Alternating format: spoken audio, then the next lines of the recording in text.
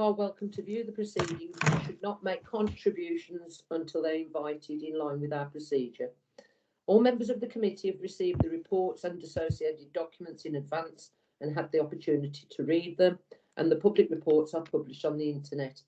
All participants should mute their microphones and video feed when they are not speaking, because this helps with the actual meeting. Please remember to unmute your microphone and switch on your feed when it is your turn to speak. Speak clearly and slowly into your microphone.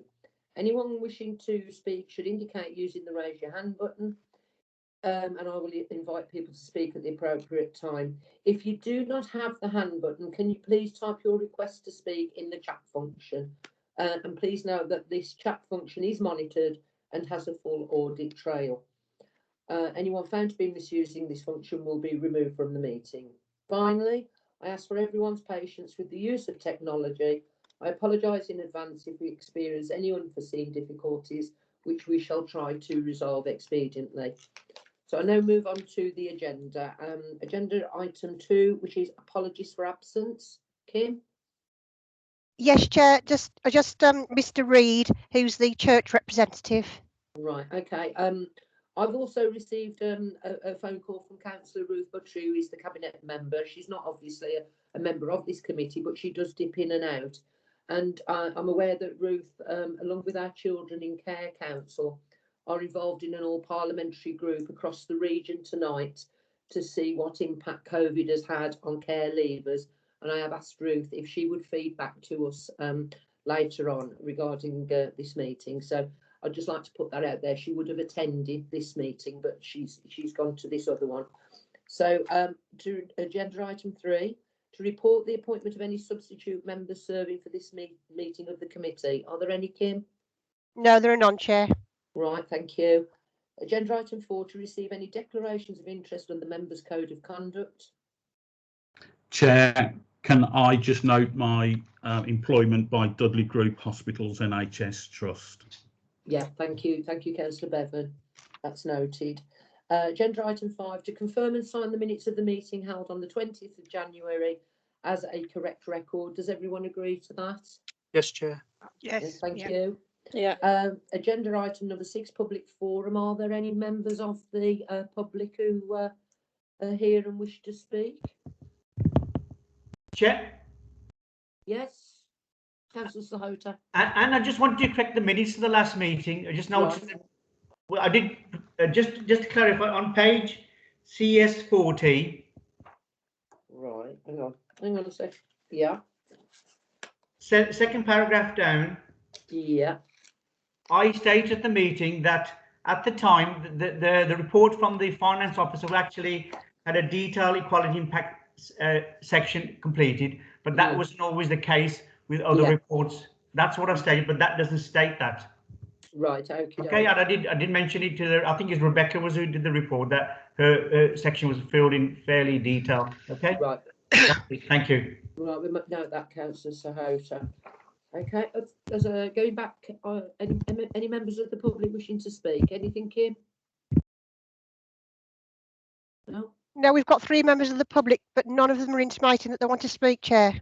Right, okay, thank you. Well, I'll move on then to agenda item 7, which is Dudley Children's Safeguarding Partnership Annual Report 2019-2020, pages 1 to 46. And we've got Paul Kingston, who is the chair of this group, and Paul's going to present the report. So, Paul, it's over to you. Thank you. Okay. Thank you, Chair. Thank you, Councillor Melwood. I'm not going to go through this report page by page. I'm just going to take you through some highlights if that's acceptable. Firstly, to say that this is the report up to March 2020. It's slightly delayed for reasons that we all know about in terms of COVID. We would normally have this prepared in the September of the year, so this is slightly delayed, but it does report work up to March 2020, which was the first 5 months of my my first tenure as scrutineer of children's safeguarding in Dudley. I've got about 7 or 8 points that I'd like to make before we open for questions. But on page 3, you will see that we've got 3 main priorities for the Children's Safeguarding Partnership. And the first one, preventing violence across the life course, was relevant at the time when we wrote this particular report. But we've since changed that term to harm, preventing harm across the life course, which is a slightly more encompassing term for the range of behaviours that we try and protect children from. So that's the first point I'd like to make. You'll see on page 4 and 5 that we've got on page 8 the structure and arrangements of the partnership.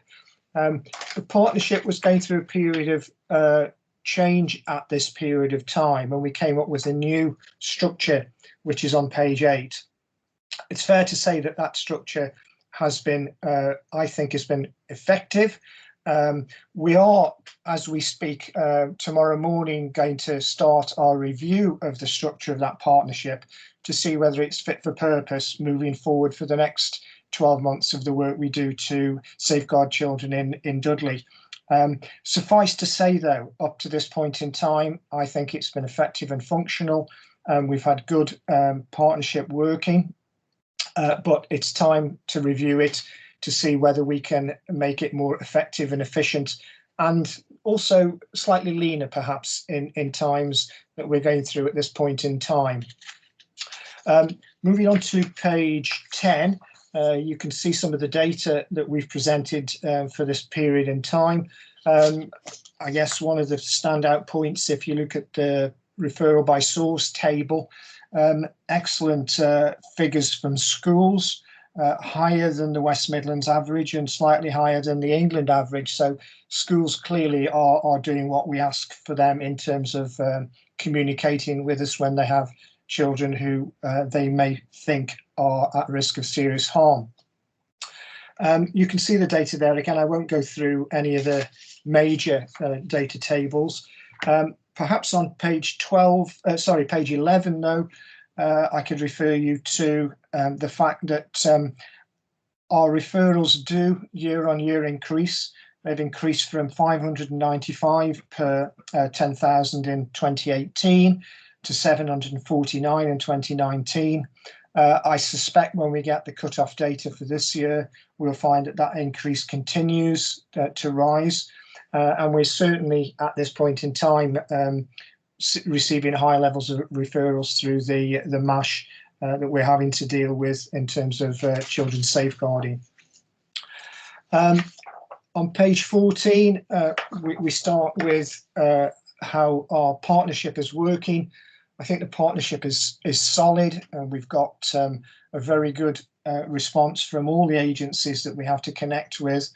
And again, not related to this report, but certainly going back way into early March, February, March of 2020, we decided as a partnership that we would meet weekly every Thursday morning at 8:30 to 9:30 as we moved through the pandemic. And that partnership working continues to be solid. We've met every single Thursday morning since last March and continue to do so, and we'll meet tomorrow morning again. So I can confirm that partnership working is extremely solid. From page 35 onwards, I would like to suggest that our training offer in particular has grown exponentially over the last 18 months. And if you do go onto the website, the safeguarding website in Dudley, you will see quite an enormous range of training materials that are available for all practitioners who work in this area of children's safeguarding. I think it's a very good offer, and we can continue to grow that almost on a monthly basis. Then on page 40, we're continuing to do quite a lot of work, which my colleagues may explain in further detail. I'm sure Helen and Dr. Driscoll could illuminate you in terms of how we're continuing to try and capture the voice of the child It's important. Numbers are really important. Obviously, we can check performance by using statistics and numbers, but soft data in terms of the voice of the child is usually very helpful to triangulate our performance and to make sure that the offer that we're giving children in terms of safeguarding is fit for purpose and is something that helps them feel safer going forward. Also, throughout this period of time, there has been an improvement board, which you'll be familiar with. That board continues to function. It's recently changed chair. We now have Sarah from DFE who chairs that improvement board. But that board has run parallel to the statutory safeguarding arrangements through the multi-agency safeguarding that we have in Dudley at this point in time. Happy to take questions.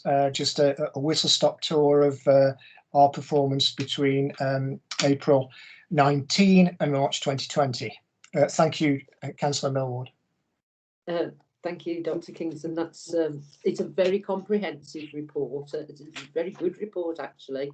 One of the before I throw it open to members of the committee, there's a number of points that jumped out, but you know, as self-explanatory. But the one thing that jumped out for me was the family support about a parent who voiced the concern that they were worried about it and thought it was social services, because as many councillors will testify that you mention social services and it's they're going to take my children away. And how do we, you know, in our role, try and alleviate that problem and to say to people that may have happened many years ago. Now it's all about helping you, getting that help in and getting away from the stigma of social services, you know, inverted commas, are involved in my life, which to me, I see that, but I also understand that it can be an absolute boon to prevent children, you know, becoming neglected or abused or falling down at a later date. So I just really wanted to ask your opinion of how we can move forward away from that stigmatisation. It's a very good question, Councillor Millward. I think we need to change our language. You know, we should start using the term, you know, safeguarding partnership, because that's what we have in Dudley. We have a partnership. It's not just the local authority. Mm-hmm. The local authority has a considerable part to play when we have to protect children, but it's not the only agency that's available. But there is an assumption, I think, probably that, you know, that families think that it's the social worker that's going to take my child from you, when in effect it's usually a multidisciplinary group of individuals that make that decision. So if we can start using the term the Dudley Safeguarding Partnership instead of the local authority, who's the agency that deals with safeguarding children, that might help, but it's not going to happen overnight. I think changing people's perceptions takes some time, but it's a very important question, actually. Yes. Thank you. Can I call in Councillor Parmjit Sahota, please? Parmjit. Thank you, Paul, for the detailed report. Just a couple of questions, really. I just want to sort of, in terms of reassurance, obviously it seems to be a very positive report. A lot of partners are working together, delivering for our children in Dudley. Are there any specific things that are not working well, and what's our plan to actually tackle that? If there's any specific issue in the partnership that's not working well. So that's my first question. My second question is, obviously, is there any issues in terms of certain partners being absent at certain meetings, and how do we deal with that if certain partners are not attending meetings? Is there like a procedure in place to ensure that they attend? Thank you. Yes, so I take your second question first, if you don't mind. Yeah. So we keep a log of all the meetings, and so I know who's not showing up for those meetings. So if, for example, we've got people who don't turn up to a subgroup, the chair of the subgroup can escalate that to me.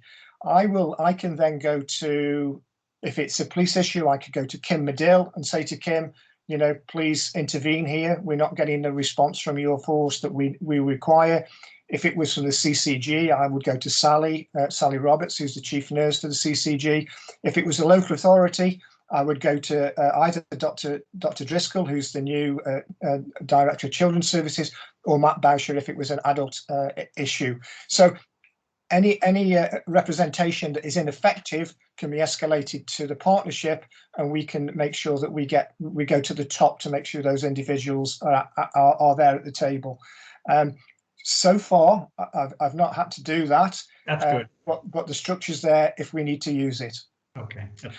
Your first question about issues, we do have this improvement board which continues to function as I mentioned earlier on. I think my colleague Sarah, who chairs that, is actually here as a guest today. We've got 9 priorities that we have to deal with over the next 3 months.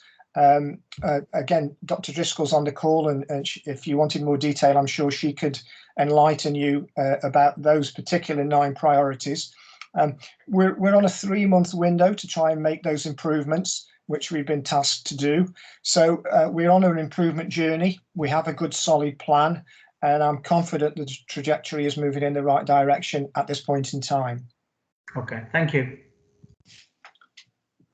Councillor Ridney? Yes, thank you, Anne. Just to say, Paul, I applaud the change of violence to harm. I think that's a good decision, because I think it isn't just about, as most people think, the actual act of violence. It comes in many forms, and I think that's a really good decision. I'd just like to, if you would agree with me, the figures in here, and bearing in mind they are up to March 2020, the child poverty and the deprivation figures, and certainly the health inequalities, I would suspect that the report from March 2020 to now will be slightly different in those particular regions, because I think we all suspect that things have got worse. What do you think the figures will look like from now on for those, taking in mind that I mean, obviously we haven't seen the report, but I suspect that those figures will have become worse in the last 12 months. And how are we going to tackle this? How are we going to take it into account? Thank you, Councillor Ridney. We're on to this as we speak. I think we're all concerned about the movement out of the lockdown. We know that over the last 12 months, domestic violence has increased. We know that unemployment has increased. I mean, all those metrics that you mentioned are of serious concern to an area like Dudley. I don't think we're going to see it instantly overnight, but as we start to open schools, we are expecting to get higher referral rates in terms of concerns about children. I'm not appraised of the unemployment rate in Dudley, but I'd be very surprised if it's not increasing exponentially like it is in other parts of the country. So that will have to be taken into consideration. It's going to be a tough journey the next 12 months. And I know that we, as a partnership, we're fully aware of that. But in many ways, we don't know how severe it's going to be, and that does concern us. We're fully aware of that. We've already, so for example, in the MASH, which is the front door where we get referrals, we've already had to move people and reconfigure that in order to take into consideration that the higher levels of referrals that are going to come in. But I know from talking to Dr. Driscoll on a regular basis that we are concerned about this, and we're just going to have to watch it almost on a weekly basis and address it as it comes through the door. But it's a very important point you've raised, and it's on our radar. Thank you. I've got Councillor Perks and then Councillor Bevan. Councillor Perks.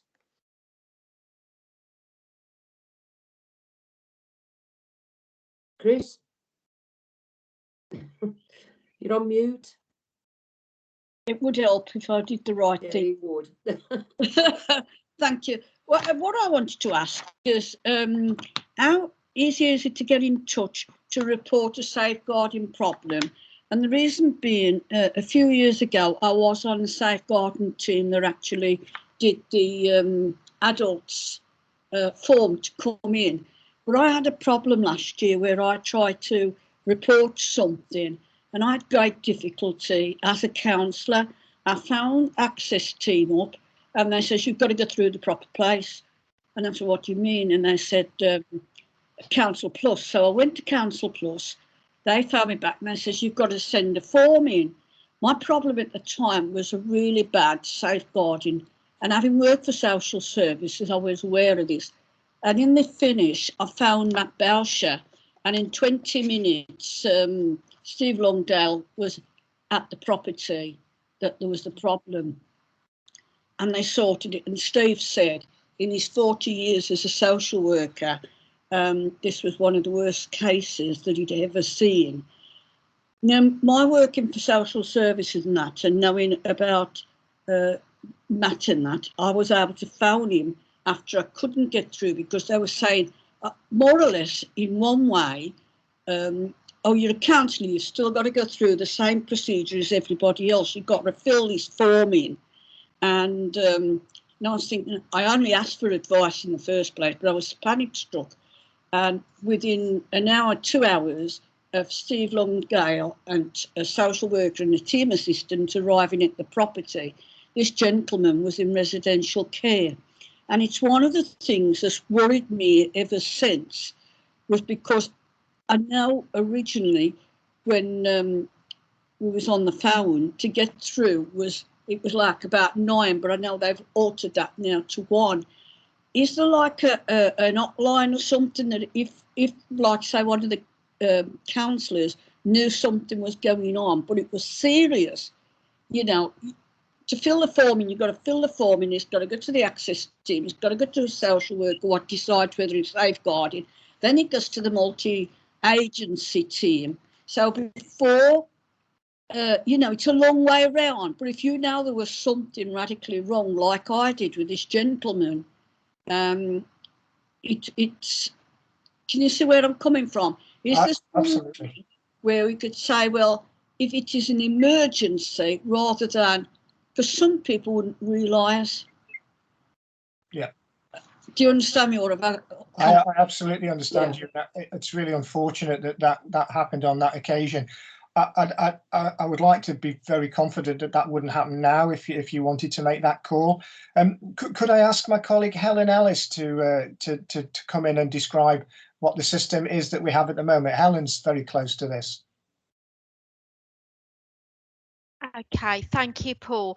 Can I just pick up Councillor Perks, because you mentioned Matt Bowsher. Was this an adult's issue? An adult in the first place, but not a child. But I did have an incident where I did report drug pushing and whatever, and the mother of a child that was in care was taking the child, 14, a bag of cannabis.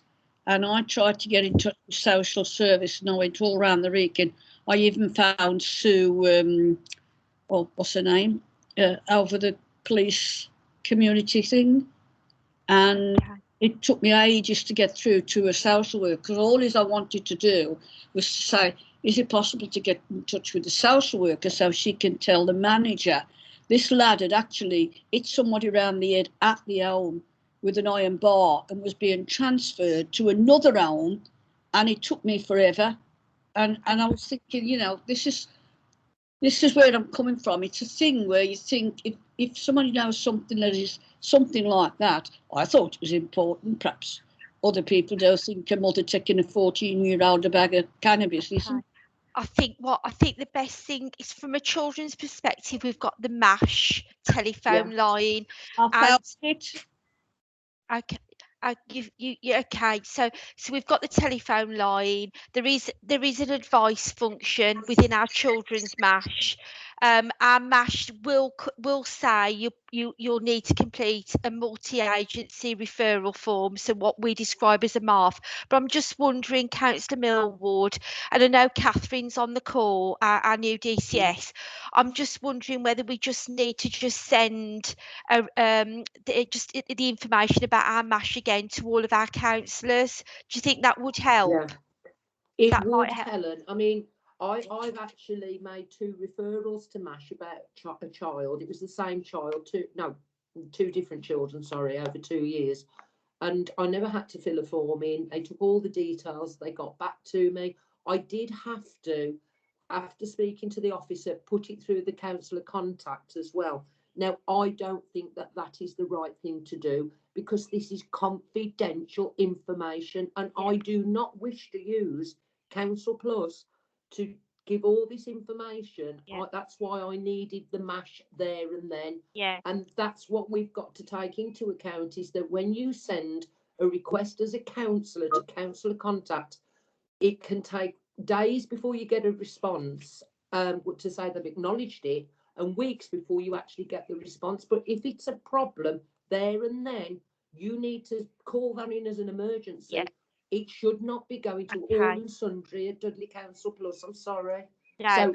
So, yeah, I think we need Yeah. to look at that. Yeah, we Yeah. will. We'll take that outside of here, and we'll make sure that we circulate the process again to all of our councillors. Yeah, I think Yeah. that's Leave it with me, Councillor Perks. Yeah. Between Helen, myself, and Dr. Driscoll, we'll find a solution, and we'll find one fast for you. Yeah. right. Yeah. Thank you. Okay, thank you. Okay. The time. Sorry? I said it was concerning for me at the time that I Yeah. actually get through to speak to somebody. I understand about filling the form in afterwards, but when it's At the time, it's at very the time, important. it's a real problem. You panic. Well, not panicking, but you just think, how can I get in touch with somebody? Yeah. Well, we'll take that away, Chris, and look at that. Okay. Thank you. for that. Councillor Bevan. Thank you, Chair. Thank you, Paul. Enjoyed reading the report, presented in a way that makes it easy to read and find the information. So thanks for that. My question is about the funding arrangements. I'm looking at some of the figures from some of the partners in there, and they seem rather similar to the information that we were provided with last year. Certainly my own employer, Dudley Group Hospitals NHS Trust, with £4,000. Are these figures likely to increase? Are they static? Has there been an increase from last year? And are some of these partners paying enough? And I'm looking at West Midlands Police there, really. I suspect there won't be a great movement with these figures for next year. Certainly from the police perspective, it has increased. I think it's about 14.5 now. So it's gone up a small percentage point, but not a great percentage point. I wish I could be more positive and say that it will increase. I suspect it won't. And at the moment, we're having to work within that budget. Having said that, that is not an insubstantial budget compared with, if you look at other areas around the country. I've personally chaired about 9 different boards, and we're certainly not at the lower quartile in terms of income for a board. I think we're probably round about mid-range. So I would love to get more money, because the more money we have, the more work we can do to protect, our population. But I'm not optimistic it's going to increase exponentially. I don't think so, actually, Councillor Bevan, no. Okay, I mean, just listening to what colleagues said at the beginning of the meeting, with some of the issues that we're facing and the increases in some of the referrals, we are going to need more money putting into this, aren't we? And I think, obviously Dudley Council put in the core amount, but I think some of our partners should certainly be looking to contribute more. Yeah, we certainly have those conversations. It's not that we don't ask. We will continue to try and persuade our colleagues that the larger the budget, the more work we can do in this really important area. Okay, thank you. Thank you. Thank you, Ian. And I've got Councillor Kerry Lewis. Kerry. Hello, good evening. Just following on from what Councillor Perk said, could I make a recommendation through you, Chair? Yes, please. Could we, could the councillors have regular training on reporting safeguarding issues? Because obviously I know within my role what I do, obviously we have a lot of training, safeguard training, and things do change. So could I make that as a recommendation, that we could have some more safeguard training as councillors. Yes, of course, Kerry. We are supposed to have ongoing training, but unfortunately, I the know, last 12 months has really Yeah. put the kibosh on it. But safeguarding training for both adults and children is Yes. a mandatory training course. Unfortunately, we have to, and this has to come from the leaders of the groups to say that this has got to be done. And I do think that we need to, we have been in very difficult situation, but there are online courses that we can attend. And there's no reason as to why we can't have a meeting in this sort of arena, as opposed to us all sitting around in committee room 1 or 2. So yes, that's a very, very good point, and we need to pick up on that training issue. So yes, we will put that through as a recommendation. Thanks, Chair. Thank you. Thanks. We're happy to help in any way we can. As Councillor Millwood says, if you go on the website, there is quite a large proportion of training material there, but I'm personally quite happy to come and talk to elected members, and I'm sure my colleagues would be as well. So whatever your ask is, we will facilitate it. Oh, that's great. Thank you very much indeed, Thank Paul. you. Parmjit, I've got your hand again. Thank you, Chair. Just an observation, Paul, obviously following on what Ian Bevan has just said in terms of the funding for the group. I note that the Black Country Partnership Foundation Trust are not listed, and aren't they part of the safeguarding? They are, yeah, I can assure you that only 2 weeks ago I met with the new chief nurse who's just arrived, and I've got further meetings with him, and income will be on my agenda with him. Because that's a big concern, because obviously, you know, they are a key player in, obviously now they're merged with the trust to merge. So hopefully they should be able to make some contribution going forward. Absolutely. No, that conversation will take place. Thank you. Thank you. Right. I don't think there are any further questions, Kim. No. No, Chair. Right. Can I thank you very much indeed, Paul, for this report. The recommendations are that members consider and comment upon Dudley Children's Safeguarding Partnership annual report for 2019-20. And also part of that recommendation is that we progress the training for all elected members for safeguarding training for adults and children as a matter of urgency. Okay, everybody agree? Yes. Thank you. Yes. Thank you very much, Paul. I think have you got to go to another meeting? I do, yeah, but thank you for your time. If on reflection, any of your colleagues have got questions, please post them to me, and we'll get back to you as soon as we can. So thanks for your time, Councillor Millwood. Thank you, everyone. Thank you. Good night. Right, we move on to agenda item 8, which is the Children's Services update. And it's we've got Catherine Driscoll, who is our new Director of Children's Services, and I think Helen as well, Helen Ellis, is that right? That's right. Thank you. Yeah. Yeah.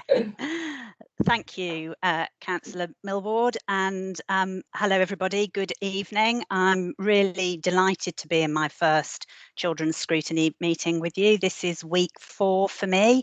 I formally started in post on the 22nd of February, and just really want to start off by paying massive tribute and thanks to Helen Ellis, who not only fulfilled her own role as Service Director for Education, Early Help and SEND, but also covered the Director of Children's Services post. So a massive commitment to Dudley, and I am really delighted that she and Andrea Stone, as Service Director for Social Care, are in post and providing me with huge support. So we've got a talented and committed team of senior staff, and we have in Children's Services, as you will know, been making a number of other new appointments across the Directorate, because it is really important for us to build stability in that leadership, good quality permanent leadership, to make sure that services are improving. You will know, and Paul Kingston's just made reference to it, that we remain in Department for Education support and supervision for our children's social care and safeguarding services. DFE keep us under very close review, and the next formal review of our improvement will take place in May 2021, just after the local elections. The DFE have set us, working with us, a challenging set of targets to achieve in the next 3 months, and they are around refreshing the improvement board and revising the improvement plan. That's our next item, the plan, and I'll go into more detail then. Paul's made reference to our improvement board being refreshed and refocused on social care, and as he said, Sarah Johnson, who is our DFE appointed improvement advisor, now chairs that board, so that's a really helpful refocusing on the work that needs to be done. Second 3-month priority is working with a partner in practice. That's another authority, in our case South Tyneside, to give us some additional support on our fostering service and make sure that we've got sufficient grip and focus and pace for children needing fostering services. The third area is what's called a single model approach. So being really clear the way that we will work with children and families. Our approach is restorative practice, which is fundamentally about building relationships with children, young people and families to work with them, not do things to them. The fourth area is business intelligence, understanding the data, knowing what we're doing, seeing where we compare with other authorities and making sure we've got good, effective performance dashboards. And the fifth is streamlining our decision making for practitioners. So some fairly fundamental building blocks in terms of our infrastructure that will enable social workers, family support workers, partners to make good quality, timely decisions to support and protect children and young people. As I say, the review will take place in May, and certainly I would expect to bring the outcome of that review to future scrutiny meetings.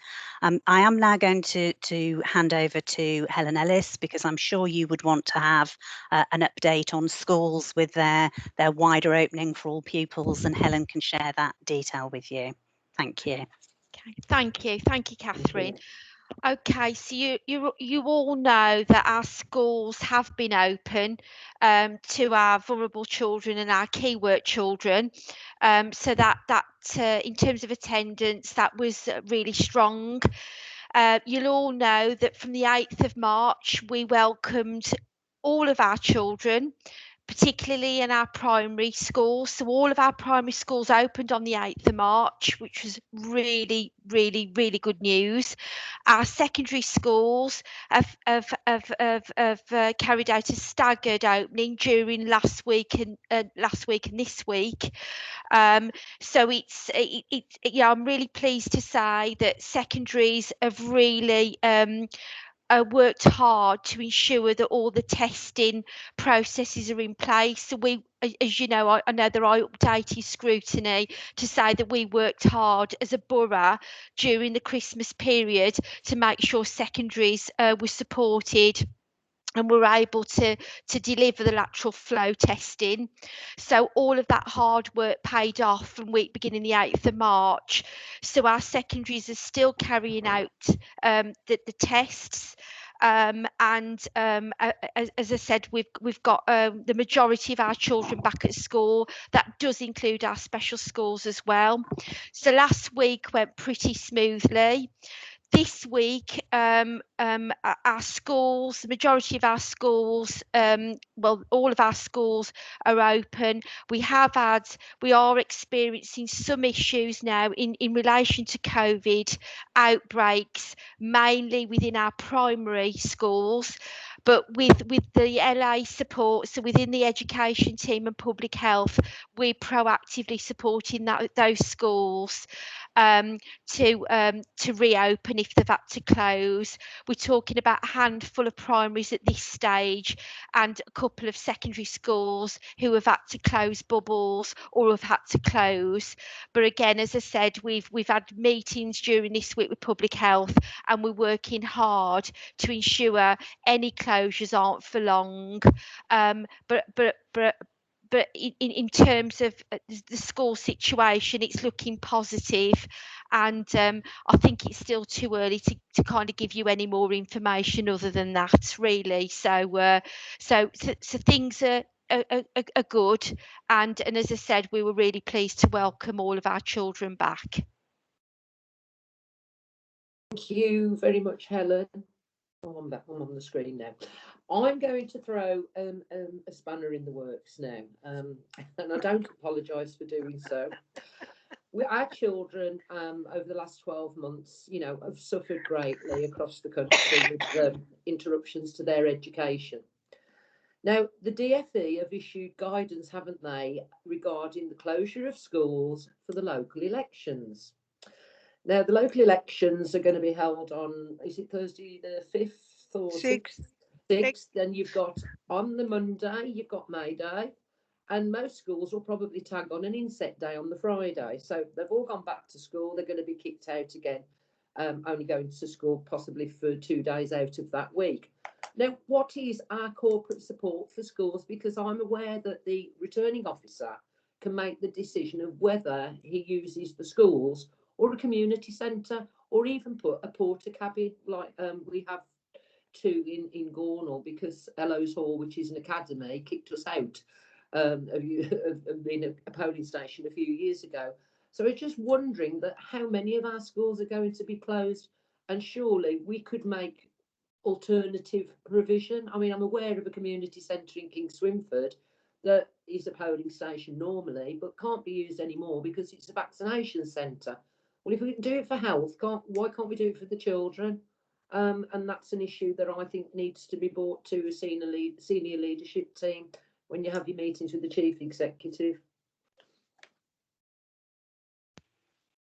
Shall I respond to that, Yeah. Councillor Millward?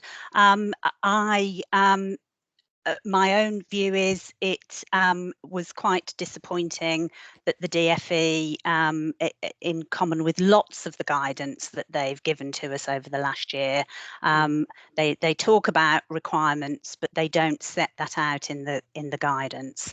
So the guidance that was issued about schools and polling stations back in February talks about a real wish to keep schools open, but it does not say schools cannot be used as polling stations. It puts the responsibility back into local areas and creates the challenge. And I'm sure that this has happened at national level for the Department for Education, working with other parts of central government, the same as we in Children's Services work with other parts of the Borough Council. That says schools, of course, are important for children to have face-to-face education, but there is a statutory responsibility in law to deliver a safe election. So the returning officer has talked to the head of legal and democratic services about the process. The approach, I understand, is to look for alternatives where possible and acceptable to both to group leaders, because that needs to work out politically for all groups. If that is not possible, the returning officer reserves the right to instruct maintained schools to provide polling station for the election. The council will pay for cleaning overnight so that a second day doesn't need to be lost if that happens. And I know work has been done to look for alternative places. We don't know at the moment how many schools might be affected. Helen is in constant contact with the election staff in the council, but we don't have that current data at the moment. I spoke to the DFE again this morning about any changes in guidance. They're pretty clear that they've done what they can do. Right, thank you for that. Are there any more questions for Catherine and Helen? Can't see any. Kim, just in case mine's not showing. I can't see any hands up, Chair. No. Well, thank you very much indeed for that. For that update. Oh, hang on a sec. I've got two now. It's only me, Anne. Oh, right, Councillor Ridley. I don't want to ask a question. I just want to endorse what you said. In our particular case, the school that I'm involved in, as you know, I left that decision entirely down to the head, and exactly what you said. They were already losing a day on the Monday. To lose another day on the Thursday was not fair on our most vulnerable children, and we've only just got them back. We have had a few hiccups since they've come back with concerns that makes it all the more important that we keep them in school to support them. So I back up everything you said. Thank you, Chair. Anybody else? No? Okay then. Thank you for that then, Catherine and Helen. So if we can move on now to agenda item 9, which is the Children and Young People's Plan, January 21 to January 22, pages 47 to 88, and we've got Catherine again. Thank you. Andrea Stone had hoped to be with me this evening, but she's not able to be, so apologies from her. So it's not a double act, it will be me talking through. So Paul's mentioned, and I've mentioned earlier, the continuing DFE support and scrutiny and concern that we improve the quality of our social care services and the quality of our support and protection for children and young people in the borough. This committee will be well cited on the challenges that there have been in recent year or so, and concerns about the deterioration of quality of practice during that time. So that is absolutely not where we want to be in this borough. We are really committed to developing excellent children's services that safeguard and protect, as well as having an environment where children can flourish and grow up to productive adulthood. So Paul's talked about the safeguarding context. I talked a few moments ago about the short 3-month targets to make sure we've got some of the building blocks in place. But this plan set out before you is a fairly comprehensive improvement plan covering 9 areas for improvement and designed to respond to Ofsted's areas of concern that they have reported back to Dudley in their last 2 focus visits. So it is comprehensive. There is a lot of detail, but there is certainly a lot to do. So I'm not going to go through every single piece of detail. I'm just going to pick out a few points for you, and then happy to take any questions. So the 9 areas are leadership. The second is MASH, the Multi-Agency Safeguarding Hub. The third is the quality of assessments and plans for children. The fourth is pre-proceedings, public law outline. That's working with the courts to protect children. The fifth is permanency. For those children we take into care, making permanent arrangements quickly and in a timely fashion. The next area is education at Key Stage 4 for our children in care. The next is case transitions.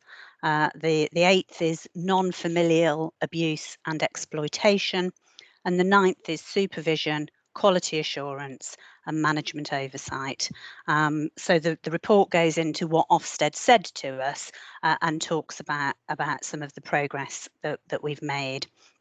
So each of these areas has a single senior lead in the directorate, working with a whole range of colleagues in the directorate and in the council and with partners to do the detailed work. But it's important to have a lead person who oversees all of that detail and delivery.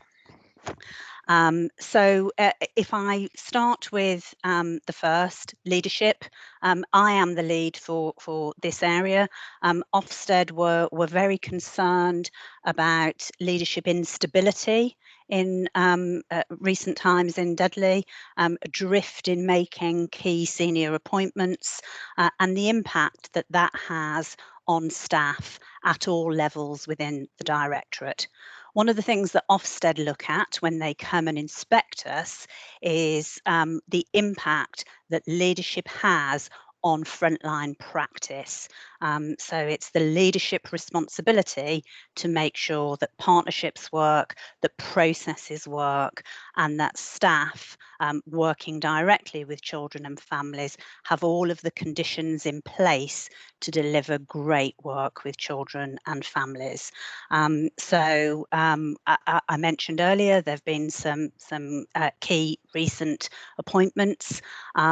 Staff say, and certainly my kind of welcome to Dudley has been warmer than any authority, any place I've ever worked throughout my career. There really is something very special about Dudley. But staff have said to me consistently that they are pleased to have permanent appointments in place. When you have changes at very regular levels, you get into start again, stop start. Is this the direction? Shall we do something different? And that's confusing for people who are busy. So it's great to have permanent appointments. However, it's early days. A lot of new senior people, as I said earlier, some very talented people from what I've seen so far. But of course, the impact will take some time to be felt on that quality of practice. When I think about social workers, our permanent rate of social workers in post is 73%. Now, you know, of course, we'd like it to be 85, 95, 100%. That's not the case really in any children's services in the country. Children's social workers are very, very difficult to recruit, and certainly in the West Midlands we're competing with a number of other authorities. So with that market position, with the competition that there is, 73% of permanent staff with the challenges that there have been is, in my view, a real measure of staff's commitment to this borough. They want to work here and they want to do their very best for children and young people. So there's a good base to build on, and we do have agency staff. We will always rely on agency staff in children's social work, I believe, but we certainly have a target to get up to 85% permanency, because we want permanent staff. But it is important for me to say to you this evening that we do currently have posts that we can't cover by either permanent staff or agency staff. So we've got 7% of our posts that are vacant. It's very difficult to get agency staff. So we're doing a lot of work, a lot of very urgent work on how do we bring in that capacity to make sure that we're able to respond quickly to children and young people. So a lot of work under Area 1. The second improvement area is the MASH, the Multi-Agency Safeguarding Hub, the front door, where people come to raise concerns. And Karen Graham is our lead for that, head of service, working for Andrea Stone. So the concerns here around timeliness of decision making. I mean, we just heard earlier on about concerns for children and young people needing a very fast response. So we're needing to make sure that our response at the MASH is timely. We are making decisions quickly, and we're making good decisions. We've made some permanent recruitment there. So we've got permanent service managers in the MASH and in Family Solutions. And our decision-making timeliness has improved since November and January. And as I say, we do have staffing challenges at the moment, and the MASH is the area with the highest level of vacancies. So we're working, as I've said, to bring in extra capacity there. And in terms of volume of work at the front door, we've seen a 31% increase of contacts between January and February. That's 321 additional contacts at the front door. So the volume of people, professionals, families, neighbours, partners contacting us is increasing. We're not seeing a very high transfer from the contact to the social work assessment, which just supports the fact that we really need to be really crystal clear, and our communication needs to be good about thresholds and when to raise concerns with us. So our third improvement area is the quality of assessments and plans. The starting point for me, I want every child that needs protection to have a social worker allocated to them, to have an assessment and to have a plan. So important that they have those things, but those assessments and plans need to be good quality. They need to adequately describe what the lived experience of the child, young person, family concerned is. And we've done a lot of work on this. We've involved children and young people in the development of a plan on a page. We are training staff in how to prepare smart plans, and we're measuring that work appropriately.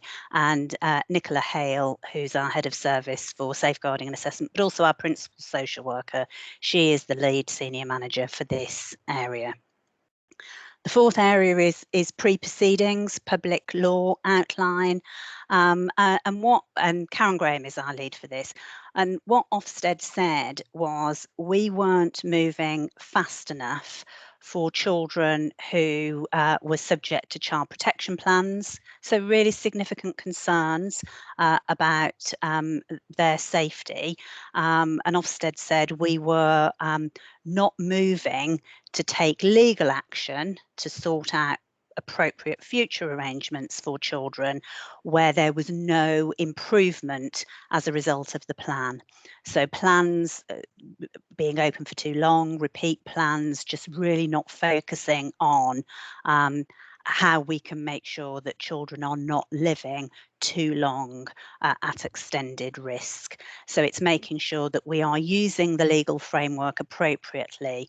And we've done work on that. We've put some staff back in post, court progression officer, to make sure that the process can work very effectively. We've introduced family group conferencing, where those discussions are led by family members about the best way to safeguard children.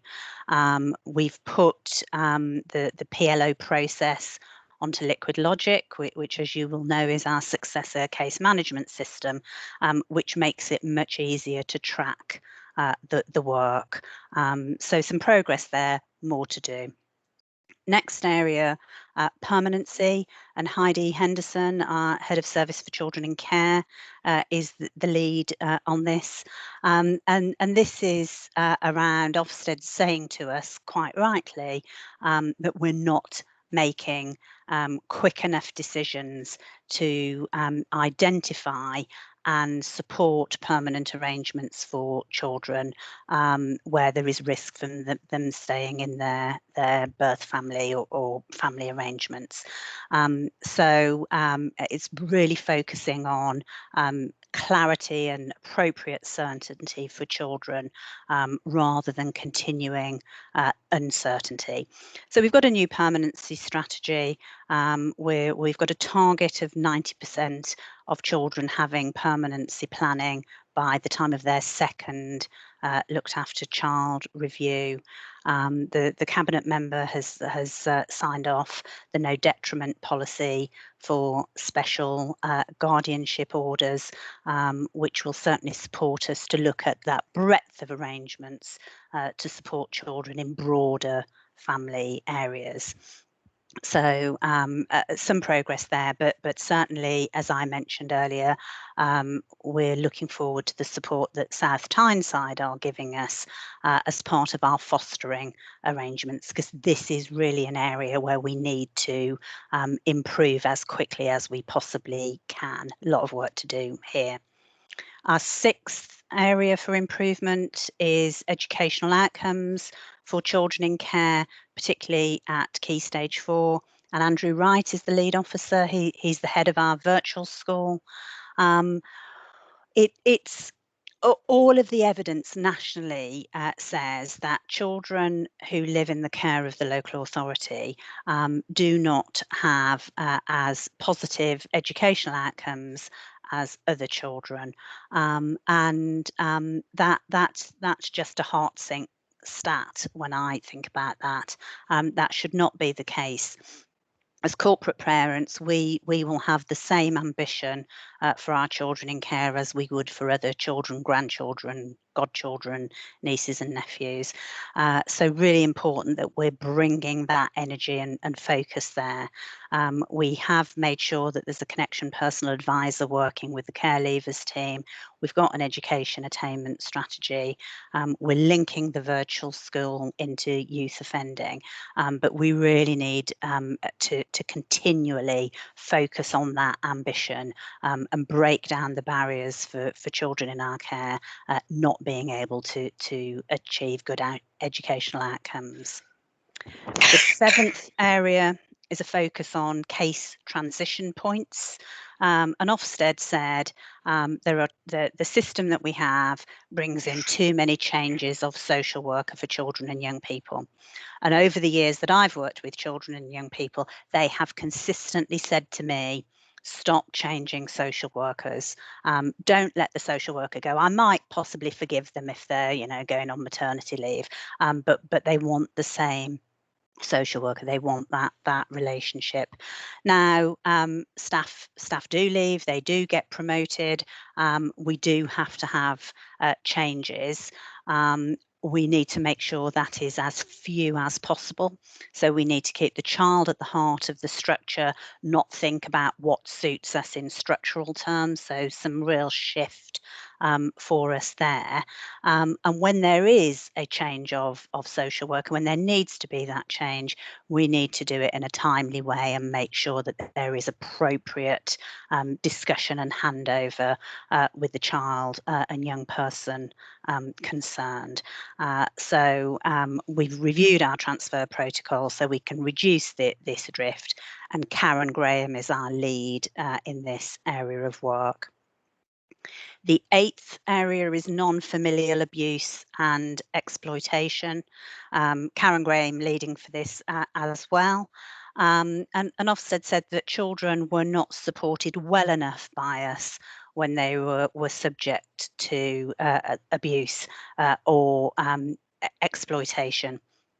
So we've completed the exploitation strategy under the exploitation subgroup of the Partnership Board, led by the police. We're developing the exploitation hub, and we're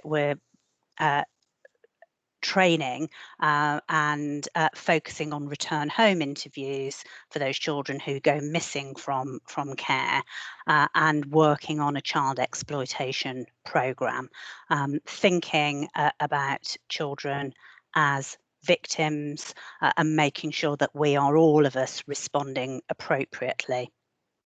And the ninth area is supervision, quality assurance and management oversight. And Nicola Hale is our lead there. Now this is all about improving the quality of our practice.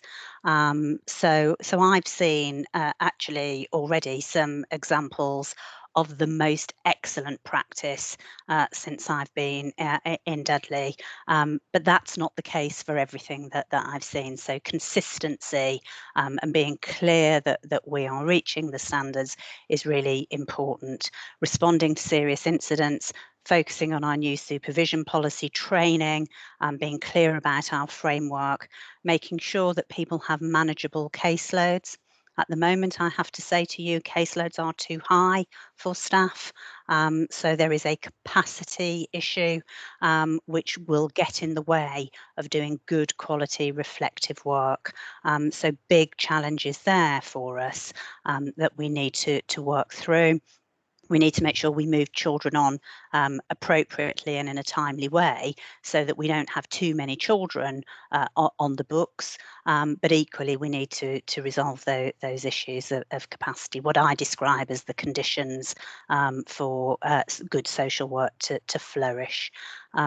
Lots of work to do, lots of work already done. So that's really positive for us.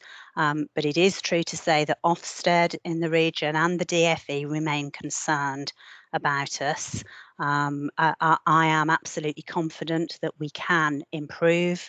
I've got no illusions about the scale of the task before us. But I'm very optimistic about it.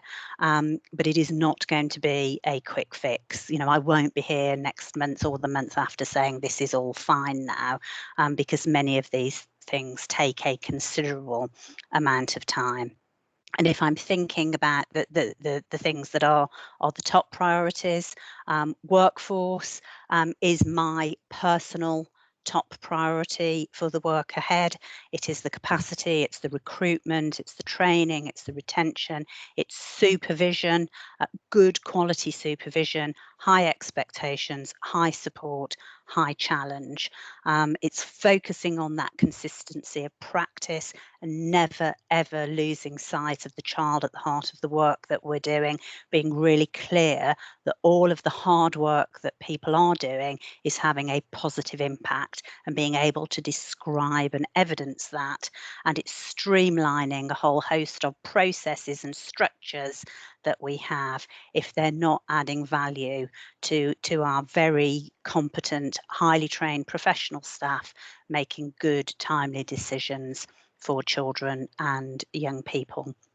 So I'm sorry, that was quite a long presentation, even though I didn't go through detail by detail, but this is a very important programme of work for this borough. But I'm really happy to take any questions and comments. Thank you. Thank you, Catherine. Are there any questions? Not seeing anything at the moment. I've got a couple, but then again, I would. Oh yes, you're all coming up now. I'll tell you what. Then I'll go first for Councillor Sue Ridney. Councillor Ridney. Okay, thanks, Anne. Thank you, Catherine. I would just like to say it's a clear report laying out where we need to go. Can I just ask about the workforce? Do we have plans in place? I know that what in previous reports we've had about training our own, what we're going to do to retain, because there's always been a long discussion, certainly at this committee, about the fact that we do have to have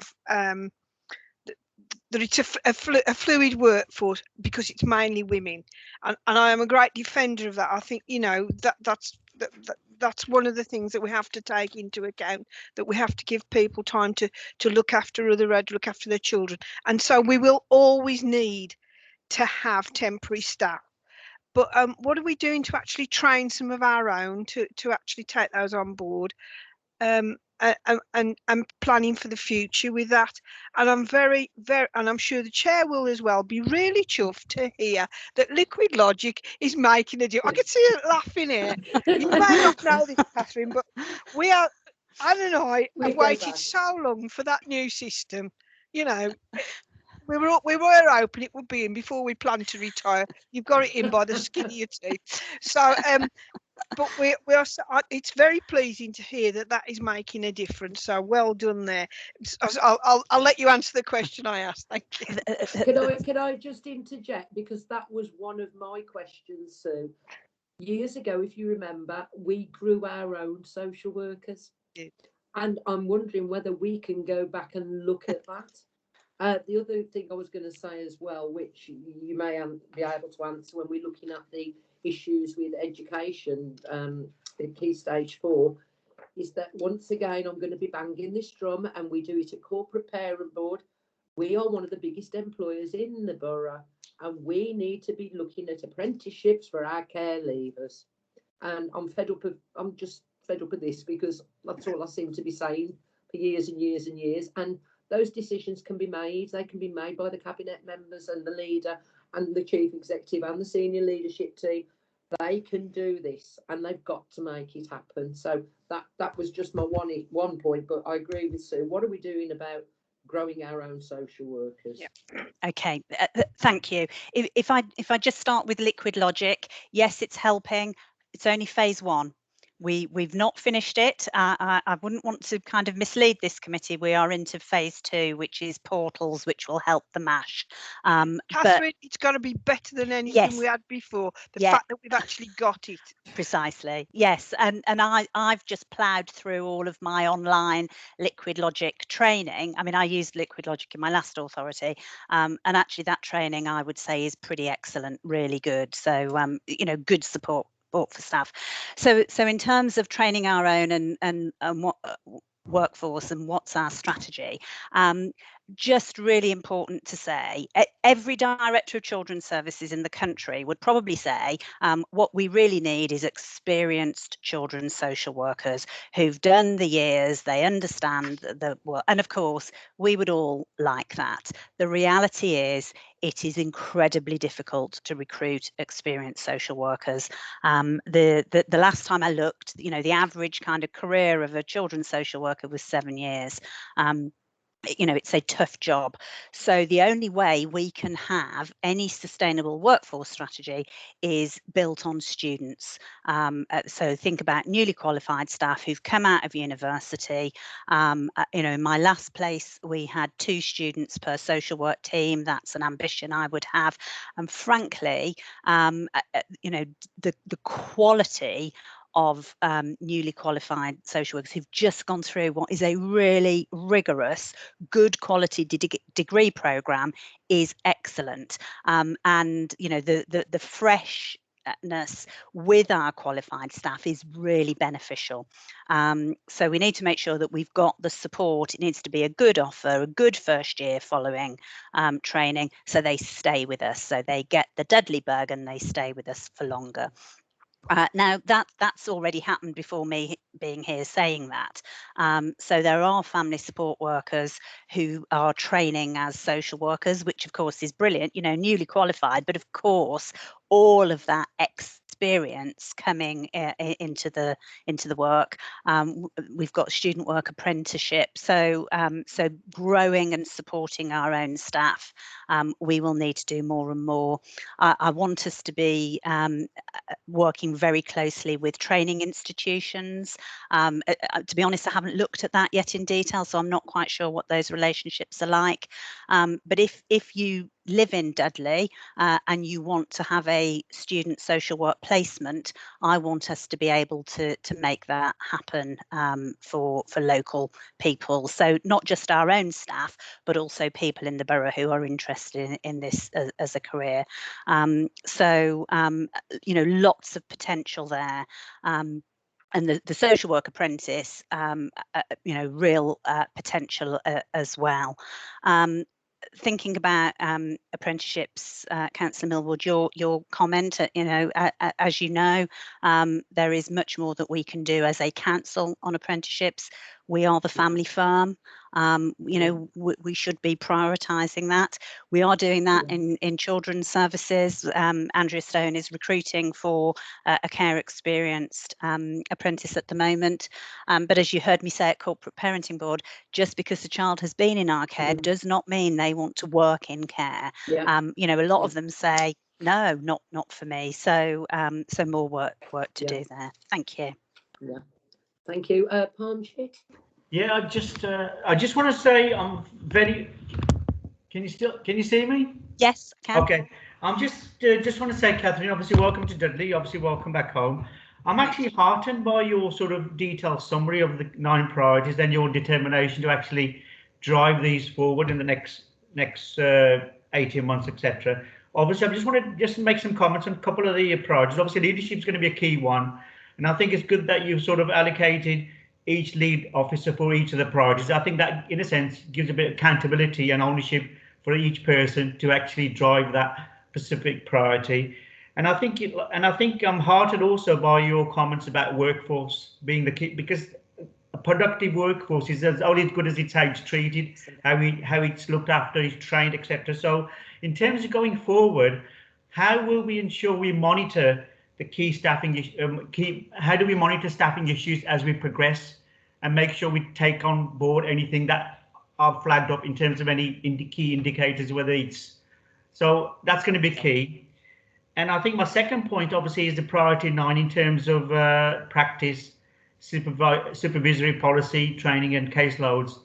Now, how will we ensure that we all know when it comes to training, there's always slippages, people get tied up, but how do we make sure there's a 3-line whip to ensure that the training does happen for the staff and the managers? And also in terms of the caseload, which I think you also picked up, how do we make sure we do get that caseload down to the average? Because obviously that is a key issue for social workers. Yeah. You know, getting the caseload so it's manageable, they're not stressed out, they know what they're doing, they can give that extra time for their kids. And my third point, basically, in terms of governance and monitoring, now clearly you're clearly determined to drive this agenda. We've got key targets in a tight time scale. If there are slippages, how will we overcome those slippages to keep things on track so there's not slippage? Thank you. Thank you. Those are great questions. So I've talked about workforce being my top priority, and I'm setting up a workforce board that will focus on capacity, capability and culture. And I've shared a data set that I require to enable me to be tracking monthly the adverts that we have, the people who apply to us, what the timeliness is from advert to hire, onboarding, I think is the current fancy term for that. Because if that takes us too long, we will lose staff. You know, social workers can pick where they work if they're good, along with turnover, exit interviews, why are people leaving, is there anything that we can do about it, how we provide all of that support and training, how we deal with capability. Performance management, is very important as part of a learning organisation approach, being really clear with people, the expectations, and how we support them to deliver that good work, and then focusing on the culture.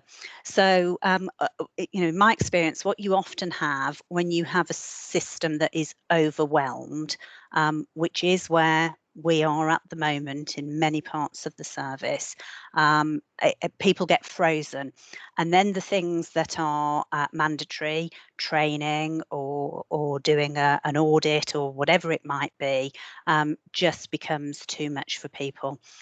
So making sure that people have the capacity to do the things that we require them to do is really important for us to meet our duty of care as an employer, but actually important to ensure that staff can do really great work. So drilling down into our caseload data, is also part of that. Why have we got the discrepancy across the area? Have we got enough social workers? My own kind of starting point is our social work teams are too big to enable good management oversight, because if you've got high caseloads and 10 social workers and one manager, that manager will have to be responsible for 270, 280 children, and that's not okay. So we need to do some rebalancing, but we need to make sure at the same time that we are responding quickly to those people who have very high caseloads, which is what we're doing at the moment. So in terms of coming back to scrutiny, so you can look at that detail on a regular basis. It's not in place at the moment. I've set out what I want. I've put a first workforce board meeting in place for a couple of weeks' time. I've met with HR. I've said quarterly data is not often enough for me. Might be when we're well performing. At the moment, it's got to be at least monthly. Actually, the HR person I spoke to said perhaps we should start fortnightly then. So I thought, wow, my expectations are exceeded. I thought I couldn't be too unreasonable. But it's certainly, I would suggest it's something that you would want to see as part of your work programme, and understanding what staff are saying to us. Senior leadership is really important. As a senior leader, I would say that to you, but not at the expense of frontline, well-supported staff who can do the job that they love, because they wouldn't do it otherwise, and can be your directors of the future. That's the sweet spot that we need. And you asked me a question about practice and how do we make sure people do comply. We need to make it possible for them to comply. We need to make sure that it's important, and they see it as important, and they're able to do that without feeling stressed out. But then, no excuses. I was talking to a manager last week who said, could they be let off the audit requirements, the quality assurance audit requirements, because they're really busy? And I said, no. I said, nobody wants to do audits at the start of the process, because we're not in the culture yet of seeing audits as part of that learning improvement. A good quality audit isn't a tick box, it's a what have we done for this child. So the practice then informs future development. So that's a leadership responsibility. How do we stop things slipping? I mean, I'll be honest and say some things will slip. With a plan this size, there will be some things that slip. The key for us is to have the good quality data that helps us to spot it. In an ideal world, you spot it before it's going off track. So last week we had for the first time team dashboards that team managers are seeing on their desktop. We've not had, and that is part of the benefit of Liquid Logic actually, and team managers are being positive about that. So that's fantastic. Of course, what we've got to do, there's no shortcut. It's hard slog, and making sure that people don't see it's a nice shiny thing for a couple of weeks and then they forget it. So data, for me, quality assurance is built on a three-legged stool. So our key performance indicators, what are we doing? How are we comparing? It's our audit work. What's the quality there, and making sure that we improve and follow up quickly if it's not good enough. And it's use a voice, to use that phrase. What do children and young people and families say to us about their experience of the work that we've done? And we have to do all of them. Thank you. Sorry, I'm giving really long answers. Forgive me. Maurice, thank you. That's great. Are there any more questions?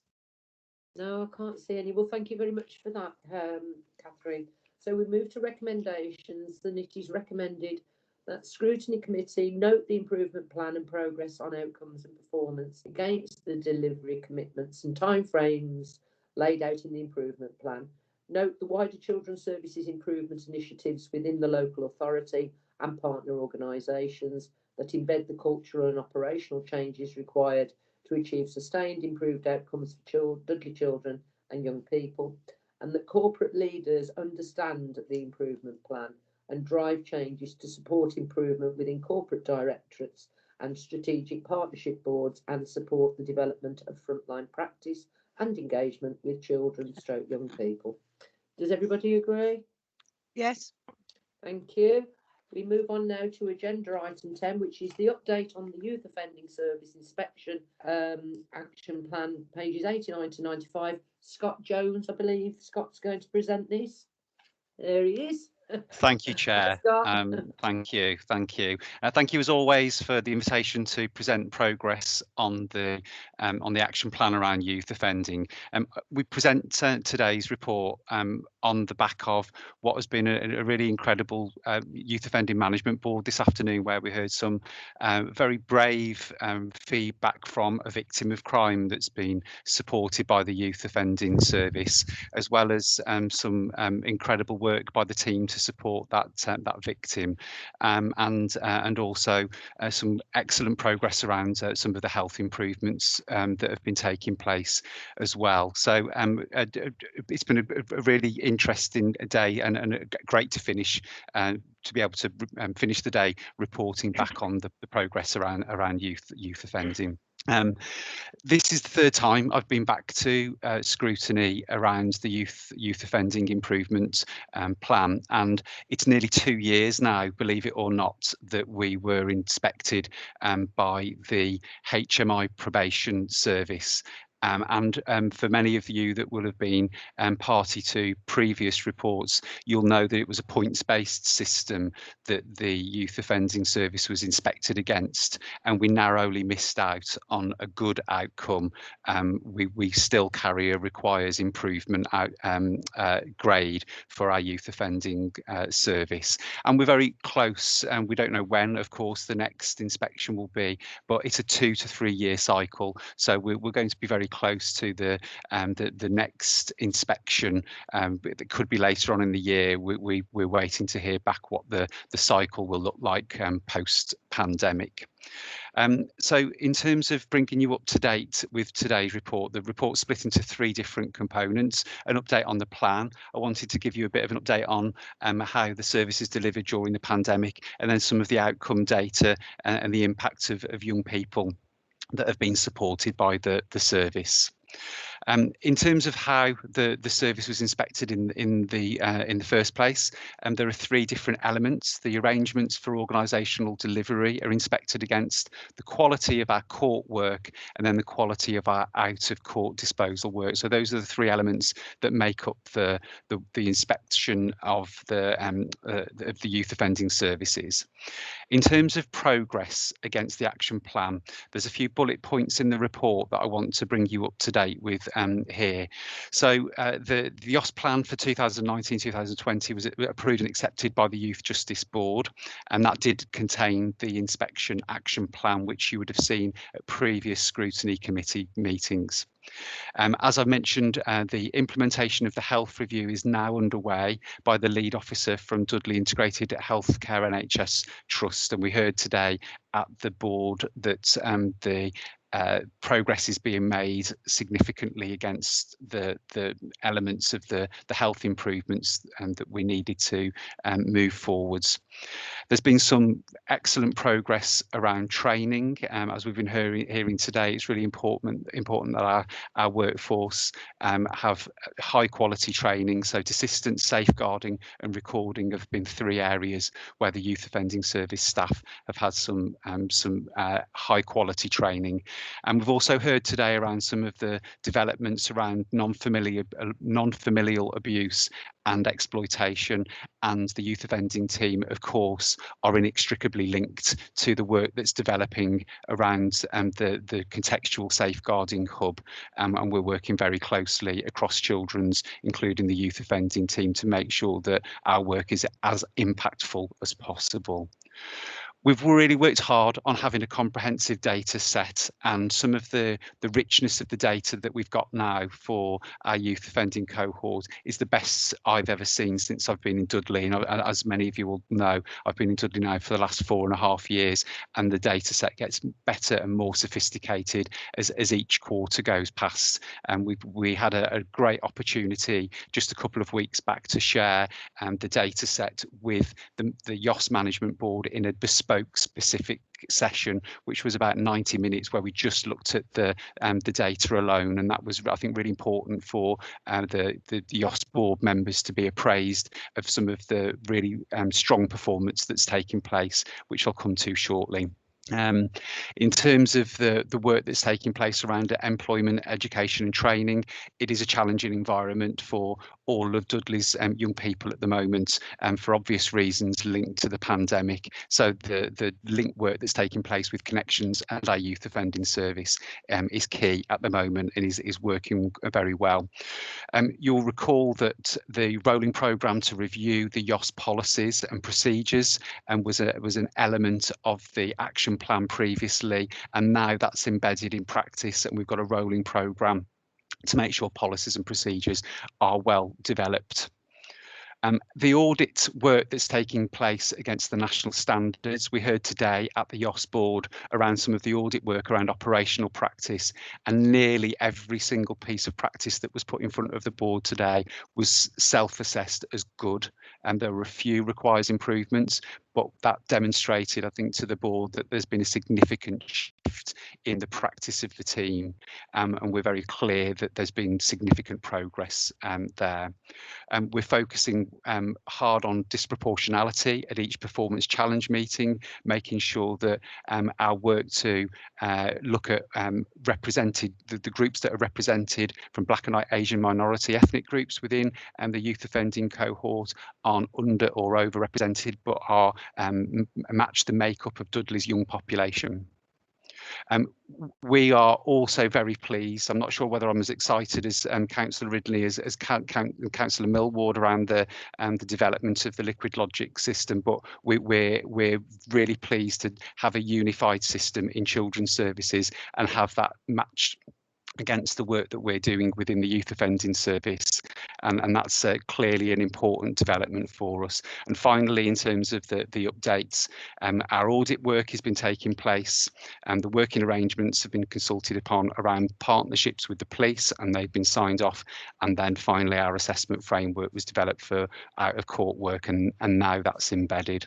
So a real significant shift in the way in which the improvement plan has moved on, to the point that we do not need the improvement plan. We go back to business as usual, youth offending service planning. So we'll be getting a request from the MOJ over the next few weeks and timescales to submit the youth offending service plan, with a deadline to submit that. So again, we're back to business as usual now in terms of the work we're doing around the YOS plan, which is a condition of our YOS grants. It's something that we're compelled to do by the MOJ, but we move into a different phase now.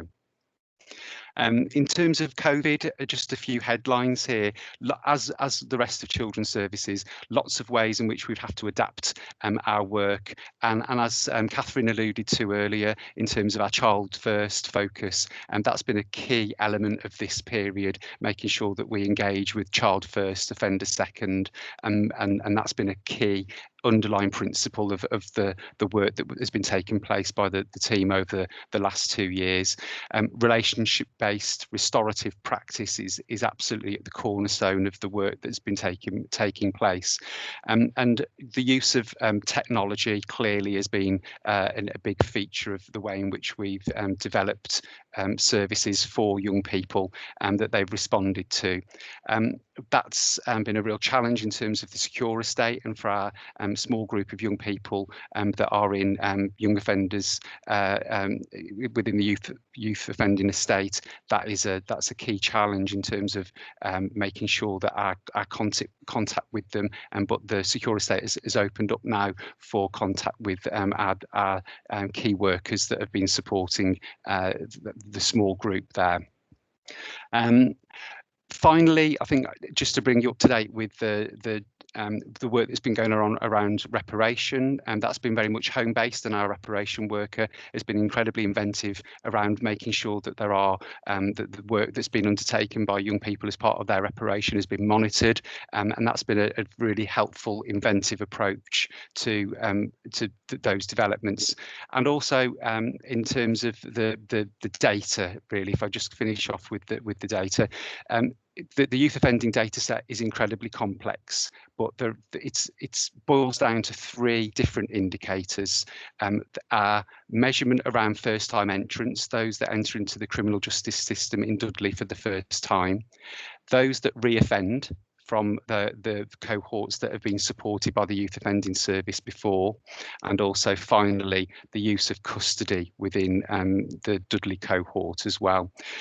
For the first 2 indicators, our first time entrants, Dudley fares much better than the West Midlands average and the national average also. So it's an indicator that we're very proud of, and it's been an indicator that's been very positive in Dudley for some significant period of time, and it continues to get better. When we look at the rates at the moment, the per 100,000, the data is 203 in Dudley. It was 260. The West Midlands average is 268, so we're faring much better than the West Midlands average, as I said. Reoffending rates are the listed average number of offences, and again, Dudley is doing better than the national average and the West Midlands average in terms of its data. Where we've got some challenges are around use of custody, and very small numbers of young people entering into custody affects the percentages quite significantly here. So 1 young person entering into the criminal justice system and then moving into custody can affect percentage points quite a lot. So the period that we're talking about here is October 19 to September 2020, and we've got a higher rate in Dudley than the family average, which is our statistical neighbours, England and Wales, and the West Midlands average, where the key issues for that group are that they're generally boys, young men. They're around 16 to 17, and they're unable to comply with orders, and that's the reason, the key reason why we've got young people who are entering into the secure estate. And so that continues to be a challenge, but again, very proud of the first-time entrance rate and reoffending rate. That's something that we really do need to celebrate in Dudley as part of our youth offending work. So that draws me to the end of the key elements that I wanted to convey to committee today, and some real positive developments I feel around the outcomes for young people, the work that's taken place around the action plan, and also the way in which the team have had to adapt and work very creatively throughout the pandemic, and continue to work throughout the pandemic. So yeah, happy to take any questions as always. Thank you very much. I know that you've had a good day. You can hear the happiness in your voice, and you're beaming. and it is a really good report, because I remember when this first came, and I remember we had a discussion about, you know, the people within the team had worked out how to. They came up with their own plan, didn't they? Do you remember that? You created your own plan. Absolutely. In relation to assessments, which I thought was brilliant, thinking outside the box, because there was no guidelines, and yet we were bashed for that. But the fact that the progress has been absolutely wonderful, and yet and perhaps in a few months' time we could actually be excellent, but because we're not going to be inspected again for another 2 to 3 years, you know, we've got to keep going and going and going, and it just seems so unfair, doesn't it, that we're requiring improvement, yet we were nearly good. So it just sometimes it frustrates me, and all I can say is thank you for all your hard work. And I think Councillor Ridney wants to speak now. Sue? Yeah. Sue, you're on mute. I'm coming. Hi, Scott. I can hear. Well done with this report, and well done overall. I know how disappointed everybody was when we got this inspection, and felt it was very unfair.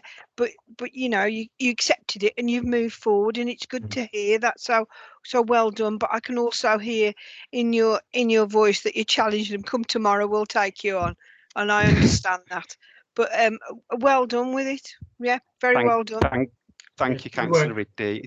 it's pure coincidence that we've had the YOS Management Board today and Scrutiny Committee, but I think it really helps just develop the clarity of thinking around the work that's taken place by staff, and you know, we really have had a very good day around this, Councillor Ridley. You're absolutely right. That's all right. Well done, Scott. Right. Thank you, Councillor Sahota. Anybody else wish to speak?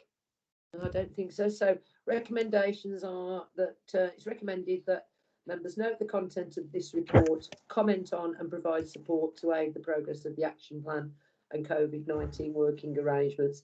And yes, very well done to all the team. If you would minute that, please, Kim, and pass on our good wishes, Scott. Thank you very much. I certainly will. Thank you. Thank you. Right, we move on now to agenda item 11, which is unregulated provision in Dudley, pages 96 to 103. And I think we've got Wendy Grizzle here. Hello, Wendy. Good evening, everybody. Hi. So, unregulated provision within Dudley.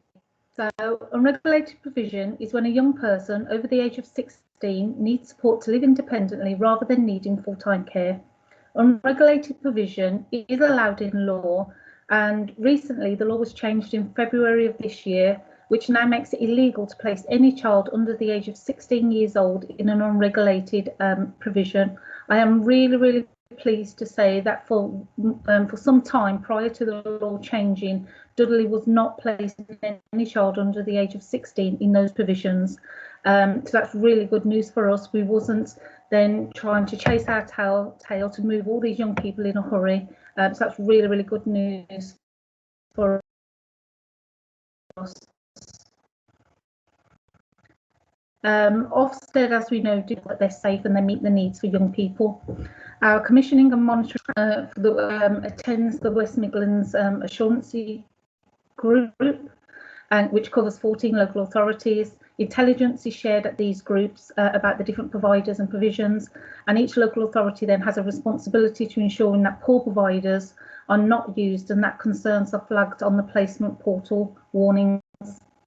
Also, Dudley also receives daily notifications of provisions and providers where a warning has been placed on a portal by a local authority. And again, Dudley's placement team and commissioning team will only match any offer against the portal and make sure that the placement is safe for our young people. Semi-supported in provision should only be used as a stepping stone for young people into independence.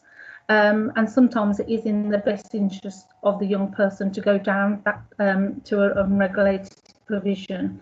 For some children, as I said, it's the right choice. Some children don't necessarily want to live within a foster parent provision or within a children's residential home, and so this is the best choice for them. In regards to the local picture, as of the 11th of March 2021, Dudley has 14 young people over the age of 16 placed within semi-support. Out of the children looked after population, that now works out as 2.2%. As I stated already, Dudley were not placing young people under the age of 16 in semi-supported or unregulated provisions for some time, so this is a really positive picture for us. In regards to supported accommodation, we do have a framework and that was re-tendered and come back into play as of January 2021. It's an arrangement as a regional arrangement, and again this gives us quality assurance and checks with providers within their local areas as well to ensure that our children are safe within these provisions. We also have local providers and supports as well in regards to Chad, YMCA Highland Road as well. So we can again be sure that our young people are going into safe provisions and their needs are being met. We have some gaps with an areas for development that we're working on and have some work streams. These are young parents provisions, an emergency bed provision, PACE bed provisions, and affordable accommodation for young people as well. So we're working on work streams in regards to young people. In regards to costings, There's a great variance, and obviously cheapest support is around £272 a week, and most expensive can be up to over £4,000 a week, and that's off November 2020 costings, and it really depends on the levels of support that the young people may need, and floating support that the young people may need. That's a little bit of a whistle tour stop. Is there any questions for everyone? Does anybody have any questions? Not seeing any hands up. Oh, just a couple of points. The fact that, I mean, a few years ago, I made, excuse me, made a visit to Chad at their invitation. I met some of the young people there. And it's a wonderful organisation, and I'm really pleased that, you know, that we've got Chad and YMCA that are working with us. And I noticed in the report that it said that Chad are exploring opportunities to enhance and develop their offer regarding accommodation within the borough, and I think that's a good thing, because, you know, not all children want to be out the borough, but obviously we have to think of their safety. But thank you very much for that, Wendy. That's a really good report. Thank you. And if I can, anybody else? No. So if I can move to the recommendations, which is to seek assurance from the committee that children's services are making progress within the area of unregulated placements and supported accommodation, and that they continue to support our most vulnerable children and young people. And of course, as you've quite rightly pointed out, that we're sort of leading on that. So thank you very much indeed. Thank you. Thank you. Okay. Bye. Thank you. Goodbye. Right, we now move to agenda item 12, annual overview and scrutiny report. And I think that's me, isn't it, Kim? Yes, Chair. No objections to you presenting this at all. Right, okie doke. This is our annual overview and scrutiny report that we have to produce every year. I hope you've all had an opportunity to read it, because you were all involved. So anybody playing up, I'll wrap your knuckles with a ruler. And so if you read through it, I think that we've done, as you know, we've tried to do the very best we can in very difficult circumstances. And I've got to pay tribute to all of the children's services team, from the person answering the phone to the top. Everybody's pulled together.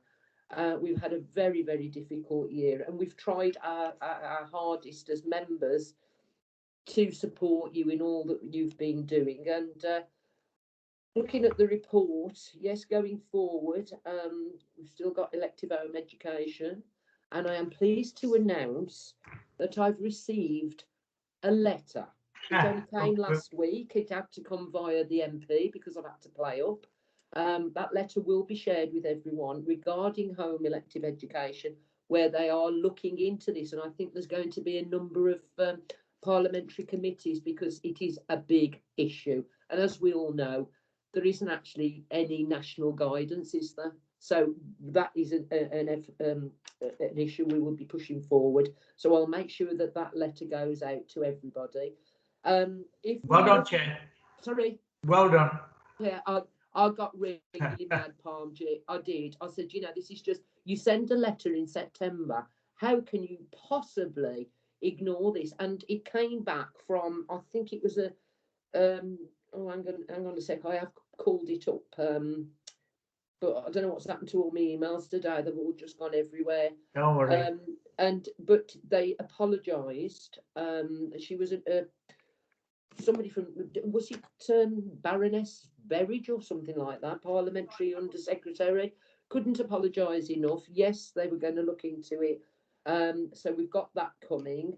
We've looked at the items for inclusion in the work programme at the end. But obviously, with children's services and with the issues around, you know, and going forward, this is always going to be open to movement. So if there is anything on there that people think, oh, that's perhaps not really what we need to be doing, I want your answers on a postcard, please. I want you to be as really ingrained in this as a lot of us are. I want your opinions. I want you to raise things. And we need to carry on as the scrutiny committee that we are to, you know, to make sure we support the officers and we get a first-class children's services for the children and young people of our borough, because the past is the past. We are looking now to the future. So, Councillor Ridney? Yeah. Sorry. I'm pleased to see in the programme for next year we've got the item about the effect of vaping on unborn children. You know that when we scrutinised the smoking policies, which I think was back 2017, something like that. You're very quiet, Sue. Sue, you're very quiet. Yeah, sorry. That's it. When we looked at smoking, Yeah. the health committee looked at it. Vaping was just coming in then, Yeah. and it was offered. It seemed to be offered as an alternative to kids. Yeah. And to young people, saying, oh, well, you can use this as an alternative. But I think at the time it was very much accepted without the research being there. I mean, I think we've had time now to look at this effect, and I think it's quite important that we do. And also, I'm very pleased to see that we've still got elective home education, as you said, but school readiness, you know, that I do feel this is a real issue for us in Dudley, and we need to pay real attention to it. So very supportive of the programme that's there, but taking on board your comments about we need to be flexible and address issues as they arise.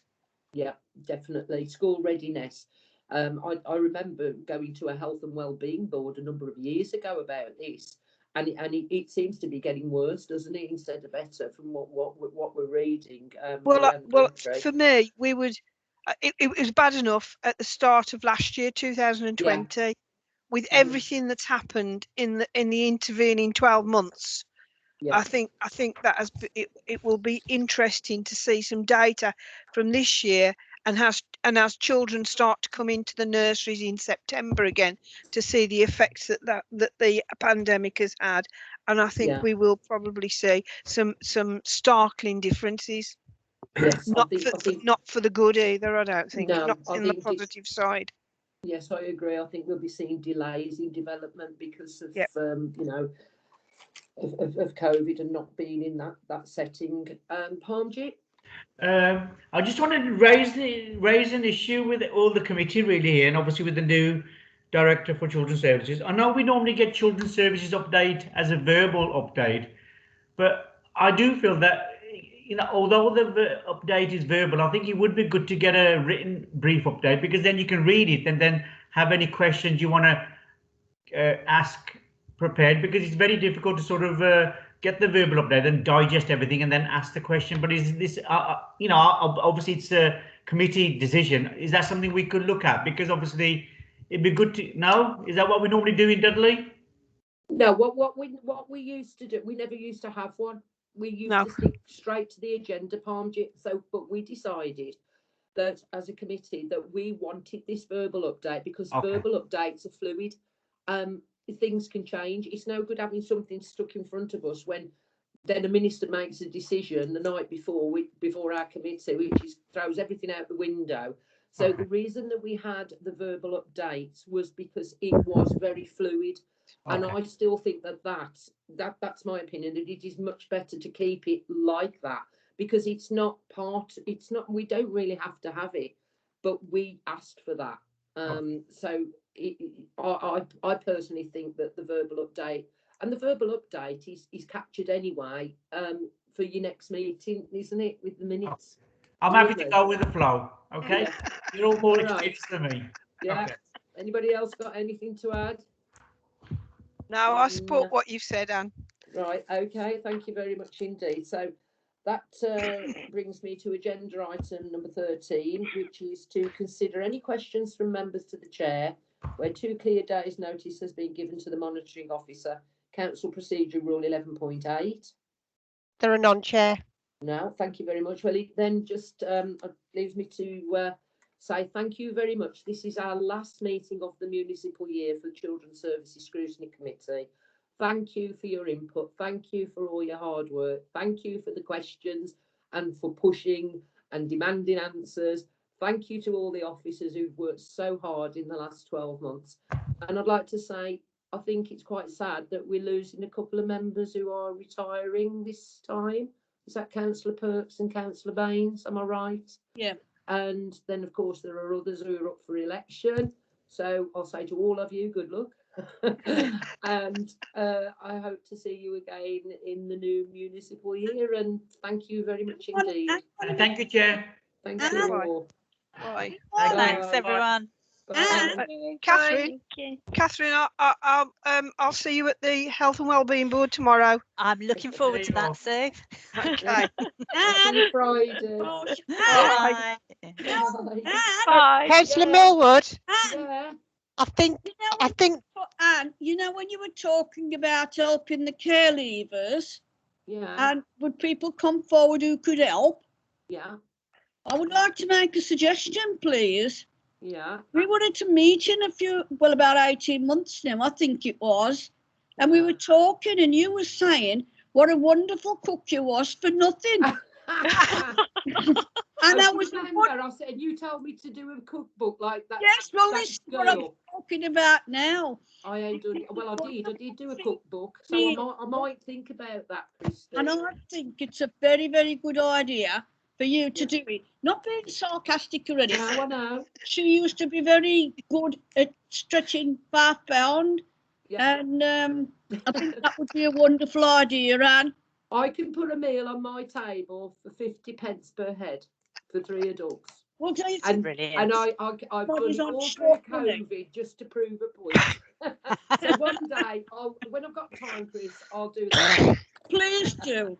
Please do. It would be wonderful for everybody, not just care leavers. We could raise money, couldn't we? Yeah. Yeah, Thank yeah. you. Okay. Thank you. Thanks a lot. Thank you. Thanks, everyone. Bye. Thank you. Bye. Bye now. Bye. Bye.